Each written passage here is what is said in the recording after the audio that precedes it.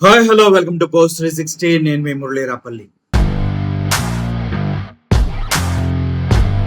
చాతకాని ఎదవలంతా, పనికి మాలిన చెత్తంతా, అసలు ఆ బుద్ధి జ్ఞానం లేని దరిద్రులంతా జగన్మోహన్ రెడ్డి గారి చుట్టూ ఉన్నారు. ఇప్పుడు ఈ విషయం నేను ఎందుకు మాట్లాడుతున్నానంటే, గత ఎలక్షన్స్ కు ముందు అన్ని పార్టీలు కలిసి కూటమిగా మారినప్పుడు 1 సంవత్సరం ముందు నుంచే జగన్మోహన్ రెడ్డి 1,00,000 కోట్లకు పైగా అప్పు చేశాడు, 14 లక్షల కోట్ల అప్పులు చేశాడు, 12 లక్షల కోట్ల అప్పులు చేశాడు అంటూ విచ్చలవిడిగా వార్తలు స్ప్రెడ్ అవుతూ ఉంటే, అప్పటికి అధికారంలో ఉన్నటువంటి జగన్మోహన్ రెడ్డి గారు అనే టీం దాన్ని తిప్పి కొట్టలేని స్థితిలో ఉన్నారంటే ఈ దరిద్రులు ఎంత పనికి మాలినోళ్ళో ఒకసారి అర్థం చేసుకోండి. అధికారంలో నువ్వున్నావు, నీ పైన తప్పుడు ప్రచారం జరుగుతుంది, అసలు నువ్వు దాని గురించి పట్టించుకోలేదంటే జగన్మోహన్ రెడ్డి ఎంత ఓవర్ కాన్ఫిడెన్స్ తో ఉన్నాడో అర్థం చేసుకోండి. అటు చంద్రబాబు నాయుడు చూసుకున్నా, ఇటు పవన్ కళ్యాణ్ చూసుకున్నా, అటు పురంధరేశ్వరి చూసుకున్నా, అందరూ ఒకే మాట మీద నిలబడి మాట్లాడటం జరిగింది. 14 లక్షల కోట్లు అప్పులు చేశాడు జగన్మోహన్ రెడ్డి అని.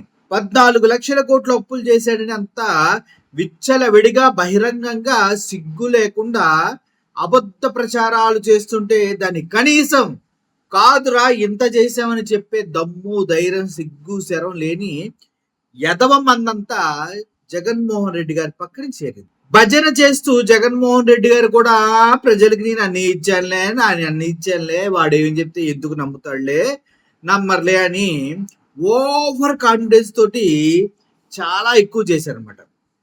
సో ఇప్పుడు ఏమైంది, అధికారం పోయిన తర్వాత అర్రే అని నోరు ఖర్చుకుంటున్నారు. కానీ జగన్మోహన్ రెడ్డి గారు అధికారంలో ఉన్నప్పుడు అన్ని విధాల రాచరికాలు అనుభవించినటువంటి నాయకులు కానీ, పక్కనున్న తొత్తులు కానీ, ఆ తొత్తులకున్న ఈకలు కానీ ఇప్పుడు జగన్మోహన్ రెడ్డి గారితో లేరు, వదిలేసి వెళ్ళిపోయారు. ఎందుకంటే వాళ్ళకి అవసరం లేదబ్బా, అవసరం తీర్చుకొని వెళ్ళిపోవడమే వీళ్ళ ముఖ్య లక్షణం.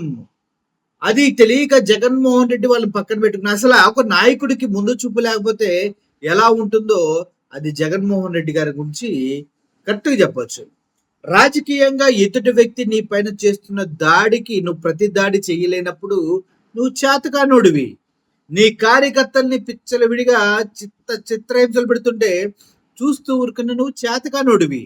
నీ మీదే 14 లక్షల కోట్లు అప్పు చేశాడని అబద్ధ ప్రచారాలు చేస్తూ ఉంటే దాన్ని తిప్పి కొట్టలేని ఒక ముఖ్యమంత్రేనా అంటే? ఇప్పుడు ఈ విషయం ఎందుకు చెప్తున్నా అంటే, నిన్న అసెంబ్లీలో మాట్లాడుతూ ఉన్నప్పుడు పయ్యావుల కేసు అనే వ్యక్తి క్లియర్ గా చెప్పడం జరిగింది. ఏమని?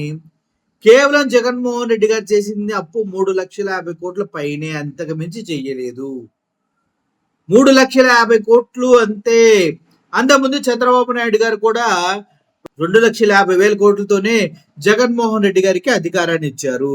ఆ 2,50,000 కోట్లు జగన్మోహన్ రెడ్డి గారు చేసిన 3,50,000 కోట్లు మొత్తం వెరిసి రాష్ట్రం పైన ఉన్న అప్పు 6,50,000 కోట్లు అంతే.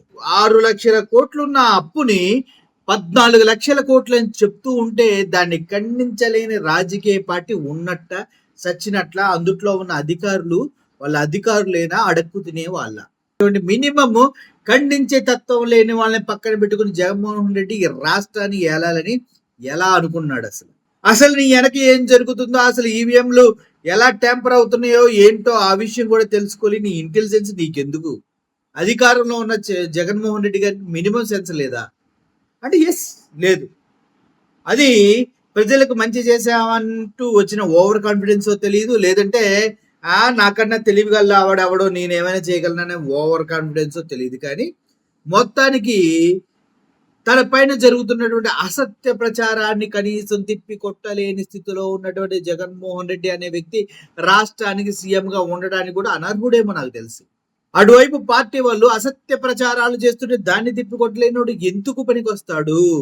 అతని చుట్టూ ఉన్న ఇంటెలిజెన్స్ వర్గాలు ఏం పీకుతున్నాయి? మళ్ళీ డిప్యూటీ సీఎంలకు ఒక తట్టలు ఉంటారు, వాళ్ళు ఏం పీకుతున్నారు? ఆయన చుట్టూ ఉన్న సలహాదారులు, ఐఏఎస్ ఆఫీసర్లు ఏం పీకుతున్నారు? మళ్ళీ అది కాదు ఇది కాదని ప్రశాంత్ కిషోర్ టీవీని తీసుకొచ్చి అక్కడ పెడతారు, వాళ్ళు ఏం పీకుతున్నారు?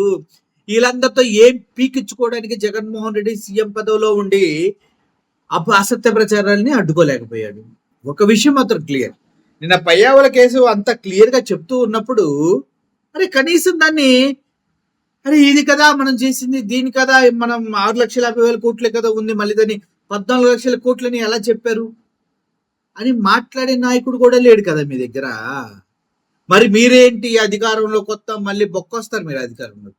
మీరు బొక్కొస్తారండి అధికారంలోకి, బొక్కొస్తారు. మీకు మినిమం మీ పార్టీలో ఏం జరుగుతుందో, అసలు మీ పార్టీ పైన ఎవడన్నా ఏమనంటే దాన్ని ఎలా తిప్పి కొట్టాలో కూడా తెలియదు, మీరు మళ్ళీ అధికారంలోకి వస్తారా వైఎస్ఆర్సీపీ వాళ్ళు? అంత సీన్ లేదు కదా. ఓవరాల్గా ఒకటైతే వాస్తవం అండి, ఇప్పుడు జగన్మోహన్ రెడ్డి గతంలో ఉన్నట్టుగానే ఇప్పుడు కూడా మళ్ళీ పాత చింతకాయ పచ్చడే చేస్తున్నాడు. వేరే టీములు తీసుకొచ్చి మళ్ళీ వర్క్ స్టార్ట్ చేశాడు. ఐపాక్ అంట, ప్రశాంత్ కిషోర్ అంట, ఇదే జరుగుతుంది. వాళ్ళు ఏం లేదు, రెండు దగ్గర అటు టీడీపీ దగ్గర ఇటు వైఎస్ఆర్సీపీ పార్టీ దగ్గర డబ్బులు తీసుకుంటారు. చివరికి ఎవడు ఎక్కువ ఇస్తే వాడి గురించే వాళ్ళు వర్క్ చేస్తారు. ఇప్పుడు వైఎస్ఆర్సీపీకి వర్క్ చేసినా వాళ్ళు టీడీపీ వాళ్ళని కలుస్తారు.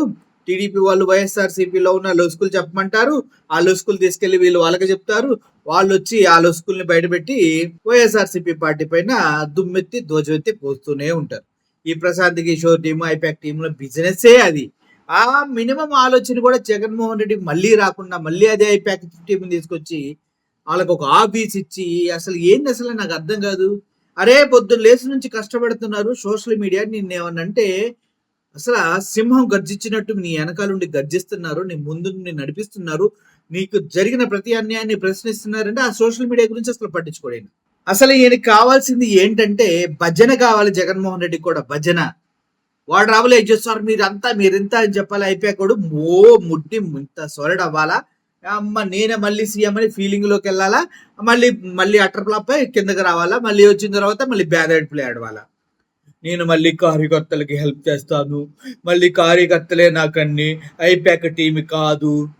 సిగ్గుండాలి జగన్మోహన్ రెడ్డి గారు, మీకు కూడా సిగ్గుండాలి నిజం. మరి ఇంత చేతకానితనం వద్దు సార్. కనీసం మీరు చేసిన అప్పుల గురించి కూడా ప్రశ్నించలేని చేతకానితనంలో మీరుంటే మీరు రాష్ట్రానికి సీఎంగా కూడా పనికిరారు, అది తెలుసుకోండి.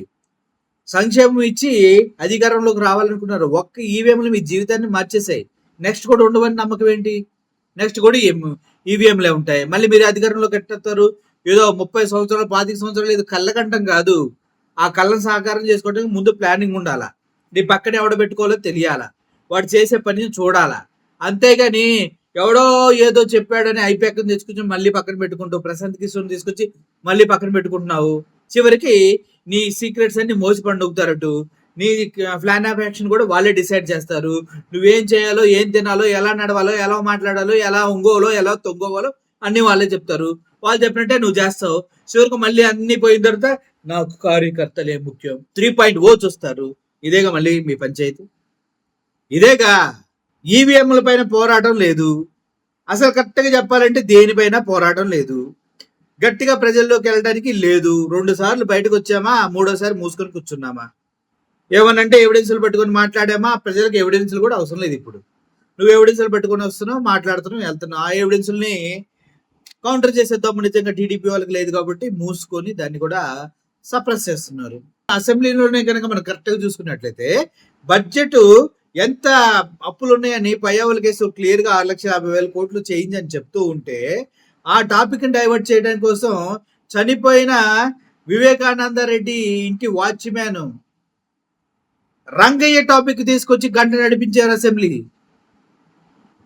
ఏ టాపిక్ పక్కకు తీయడానికి, అసెంబ్లీలో అప్పుల టాపిక్ పక్కకు తీయడానికి.